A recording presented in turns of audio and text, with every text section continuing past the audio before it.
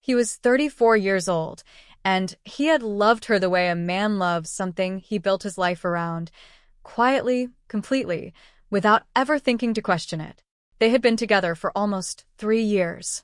For the last year and a half, she had shared his apartment, the one he'd owned outright long before she ever walked into his world. She moved in after 6 months of dating. In hindsight, it was probably too soon, but at the time, everything felt earned. They had routines, private jokes, and a shared image of what came next. Or, at least, he believed they did. The first signs were subtle enough to dismiss. She had always been outgoing, the kind of woman who met coworkers for drinks, who filled a room without trying.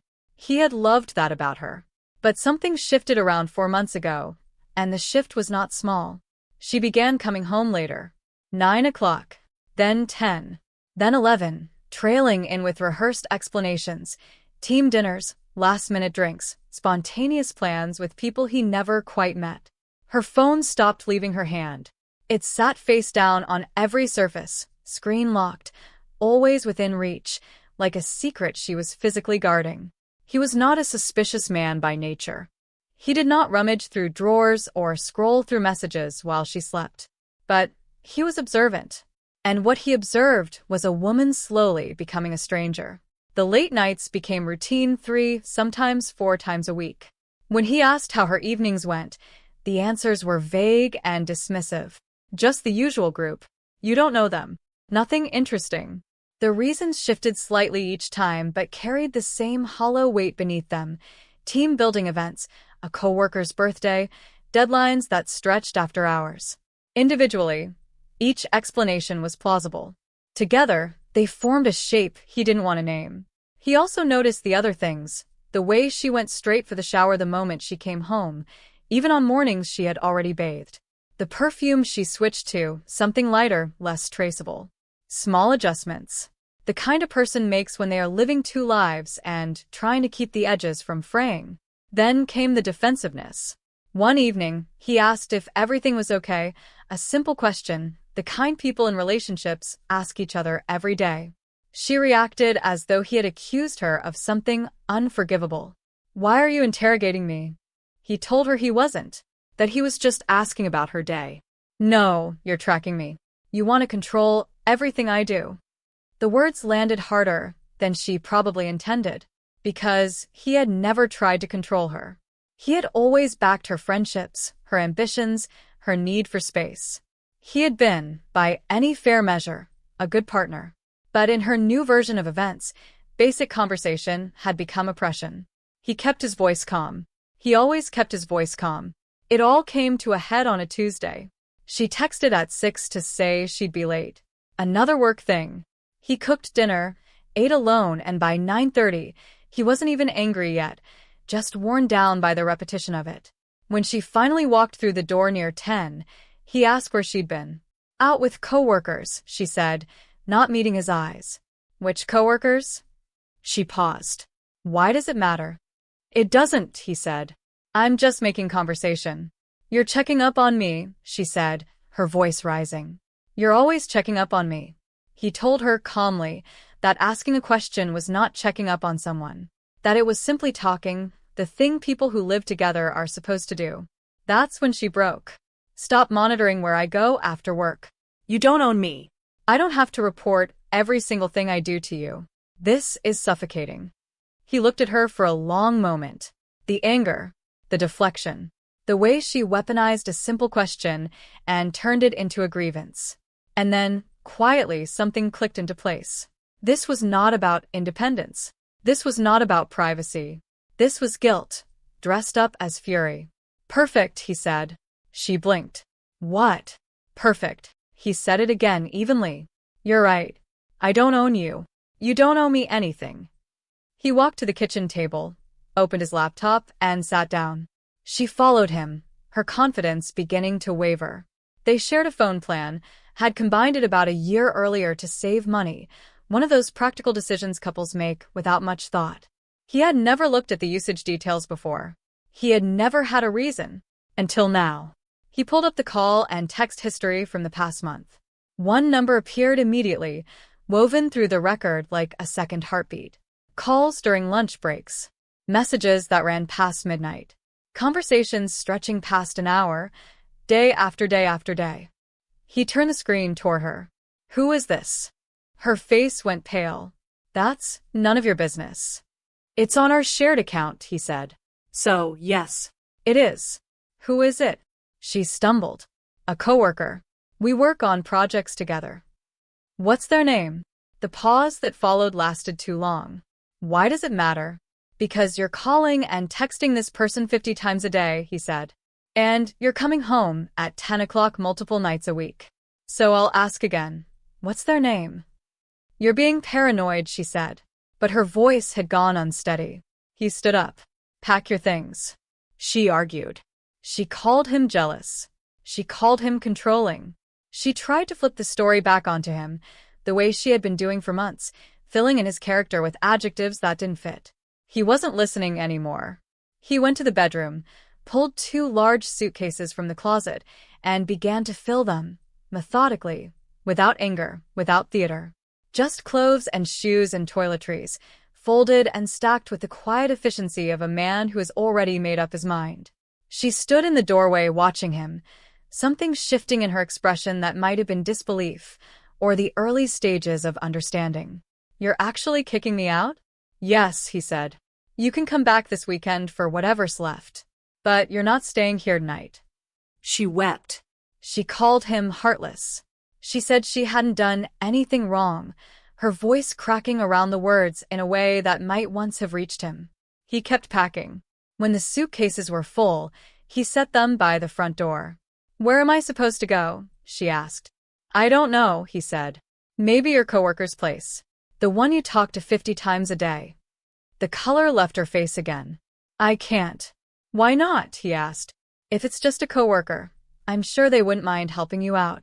She stared at him, cornered inside a truth she hadn't planned to stand in. After a long silence, she grabbed the suitcases and left, slamming the door hard enough to knock a picture frame off the wall. He didn't sleep that night. He sat on the couch in the quiet apartment and let the past 4 months unspool in his mind. The late nights, the locked phone, the defensive flare-ups, the way she'd made him feel like the unreasonable one for noticing things that were plainly there. He felt like a fool. Not the kind of fool who deserved pity, but the kind who'd trusted someone he loved and gotten punished for it. You don't expect the person sleeping beside you to lie to your face every single day. The next morning he called in sick. He needed stillness. Around 10 she texted, "Can we talk?" He didn't reply. She called. He let it ring.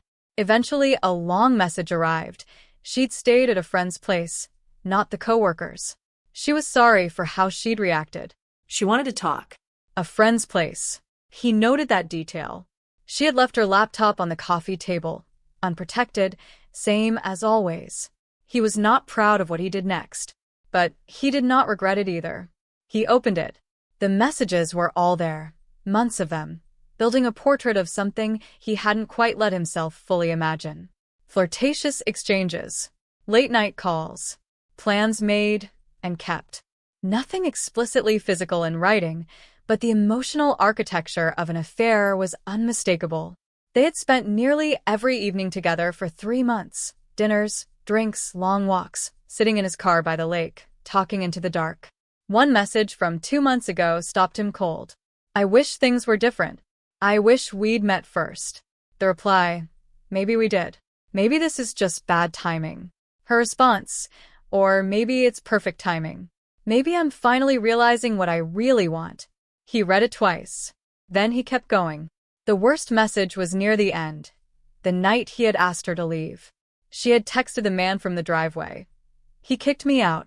Can I come over? The reply, not tonight. My roommate's home. I'll see you tomorrow. He set the laptop down and sat very still. She had run to him the moment the door closed. And he had turned her away because his roommate was home. Not because it was wrong. Not because he felt any conflict. Because it was inconvenient. He was fine being her fantasy. He just didn't want the complications. He took screenshots, emailed them to himself, closed the laptop.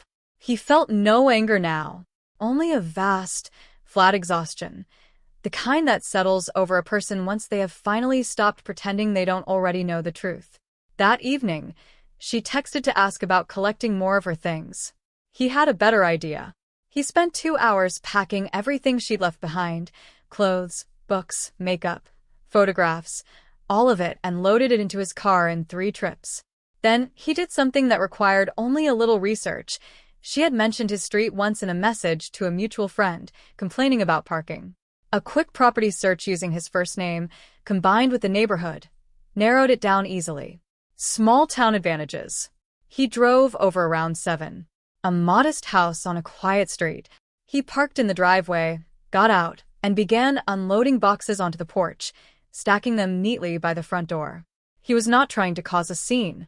He was simply being practical. She had chosen to be there. Her things belonged where she had chosen to be.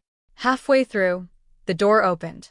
The man who stepped out was in his mid-30s, holding a beer, his face arranged in the expression of someone who does not yet understand what is happening. "Can I help you?" he asked. "Just returning some things," he said, lifting another box from the trunk. "Returning what?" "Her stuff." He set the box on the pile. "She's been spending all her time here. Figured this is where it belongs." The man's expression shifted, confusion giving way to something sharper. "Wait, who?" But before he could finish the sentence, she appeared behind him in the doorway. She must have been inside the whole time. When she saw him standing in the driveway, surrounded by her boxed-up life, the color drained completely from her face. Her mouth opened. Nothing came out.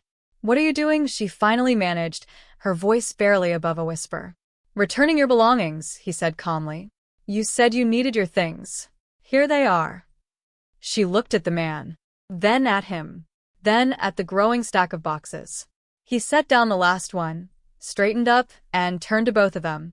"You didn't tell him we lived together?" he asked her, not unkindly. "Or that we've been together for 3 years?" The man turned to her. His voice had gone cold. "You said you broke up months ago." "We broke up 2 days ago," he said. "When I found out about you." He brushed off his hands. He looked at both of them standing there in the doorway, her frozen, the man's jaw tight with the particular fury of someone who realizes he has been used as a prop in someone else's story. "Good luck with this," he said. Then he got in his car and drove away. His phone lit up within minutes. Texts. Calls. A voicemail he didn't listen to. Then a message from the man. "We need to talk. This isn't what it looks like." He blocked them both. In the days that followed, pieces of the story filtered back through mutual friends. She had told the man they were on a break, that he was controlling, jealous, impossible to live with. She had built him into a villain to justify what she was doing, needed the villain, in fact, to make the story work. When he showed up with her boxes, the whole construction collapsed. They had a fight that night loud enough for neighbors to call in a complaint. He told her to leave and never contact him again. She tried reaching him through different numbers, through friends, through anyone who might carry a message across the distance she had created. She showed up at his building once. He had already told security not to let her in. She left a handwritten letter with the doorman. He threw it away without reading it. 2 weeks later, a mutual friend mentioned she had moved back to her parents' city. She had also lost her job. The personal chaos had followed her into the office, and after the man filed a complaint with HR about harassment, the company decided it was simpler to let her go than to manage the fallout. As for the man, he got engaged about a month later. Turned out he'd had an on-and-off girlfriend the entire time, and they had reconciled right before everything unraveled. He had never been leaving anyone for her. He had simply been available in the evenings, and she had mistaken that availability for something it wasn't. It had been 3 months now. He changed the locks, cleared the apartment, donated a few things he no longer wanted, picked up the parts of his life he had let quietly gather dust: hiking, travel, time spent with people who told him the truth. Last weekend, he drove out alone and set up camp in the hills. Sat by a fire as the dark came in around him. Felt, for the first time in a long time, like a man at peace with the particular shape of his own life. Some people told him he had been too harsh, that he should have given her a chance to explain. He understood the instinct, but the truth was, she'd had her chances. Every evening he asked how her day went. Every time he tried to close the distance that had opened between them. She could have told him the truth at any one of those moments. Instead, she made him question what he could clearly see. She took the confusion she had created and handed it back to him as a character flaw. So no, he did not regret how it ended. He had given her exactly what she had earned. Her things, returned neatly, delivered to the door she had really been walking toward all along. Sometimes the cleanest kind of closure isn't complicated or cruel. It's just letting someone stand, finally, in the truth they chose, and walking away without looking back. Have you ever had to deliver someone their own consequences? Tell me in the comments. I read every single one. Stories like this one drops every week. If you're not subscribed yet, now's the time, because the next one is even heavier. Like, Subscribe. and never let anyone make you question what you can clearly see.